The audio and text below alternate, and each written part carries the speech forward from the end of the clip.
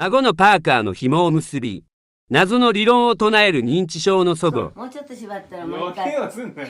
で、こうやってこうやるでしょ。こうするとね、彼女がすぐできるんだよ。余計はすん本当だよ、見てごらん、見てごらん。見てごらん、可愛いから。俺37だぞ。可愛いでしょ。俺のこと子供やと思ってる。いつの話してるんよ。あっせえなこれ。本当だってば。それをね、やっててみない、いつも。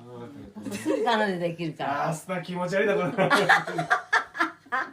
もうちょっと緩くできるよ。もうちょっと緩くしてあっちゃん。もうちょっと緩もういいくしたら。よ。もうちょっと緩くして。ほら、これぐらいならできるでしょ。これ。どう、いいでしょ。しな、彼女できる。そうそうそうそう。できるよね。いいから。なんでも出せよ。可愛いでしょ。すぐ彼女ができる。あっせえなこれ。本当だ。はいはい。